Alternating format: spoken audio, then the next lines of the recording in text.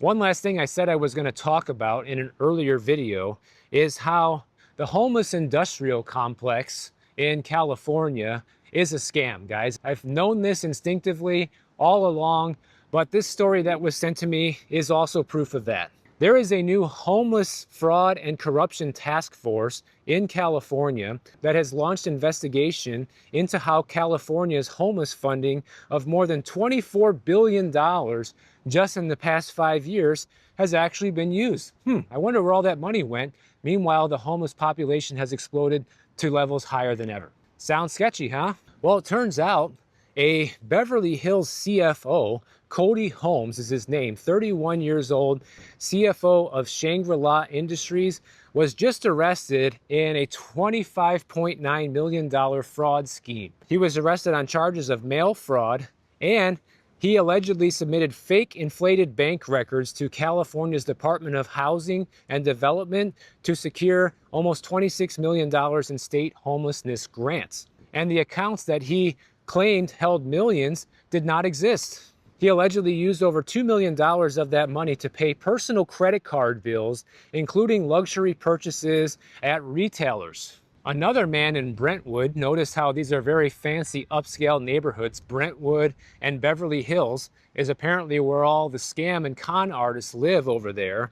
And this guy, Stephen Taylor, 44 years old, is facing 7 counts of bank fraud, 1 count of aggravated identity theft, and 1 count of money laundering. Over the past 5 years, he has used fake bank statements and fabricated financial documents to obtain loans and lines of credit for his own personal real estate operations. In one major case, he bought an $11.2 million Beverly Hills property using fraudulent bank statements. Then he secretly arranged to sell it for $27.3 million to a homeless housing developer funded by the city of Los Angeles and the state of California, guys. So this guy is trying to more than double his money on this house that he obtained illegally. So he bought the house, it wasn't even with his own money, right?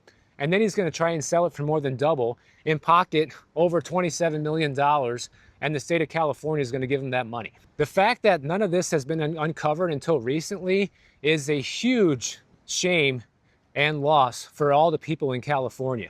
Because I know when people donate to the homeless funds and things like that, it all comes from a place from people's heart, right? People don't want to see anybody else suffer. And if you're a California resident who does well in life, you want to see an end to some of this stuff, and you are willing to donate some of that money, no problem.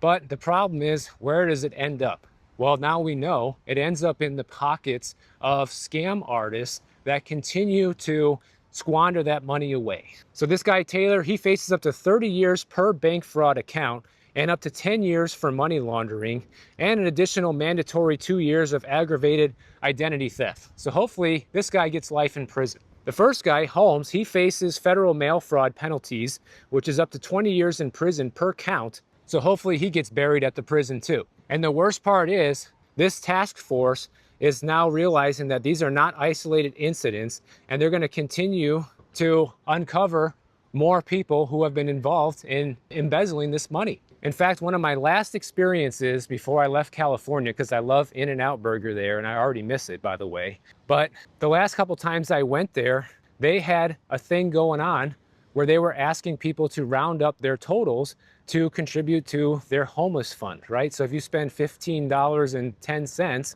then they're asking you to donate that extra 90 cents to help the homeless. And every time I said no. Why? Because I know things like this are happening over there, and there's no way to know where that money goes after they take it. And I just don't trust what's going on over there, because clearly they're throwing record amounts of money at the situation, yet the situation has gotten worse than ever. I'm not bringing this up to tell people you shouldn't try to help somebody else in need. You know, if a homeless person asks you for money, I never give that. But if they actually say that they're hungry and you have some food on you, or there's a restaurant right across the street, you can buy them a meal. Nothing wrong with that. But once again, this just shows us that throwing money at these problems is not the answer. There needs to be other solutions to these problems. So if you guys enjoyed this video, make sure you subscribe to the channel. And if you don't want to wait for my next video to come out, check out this one on the screen. right over here, and I'll see you in the next one.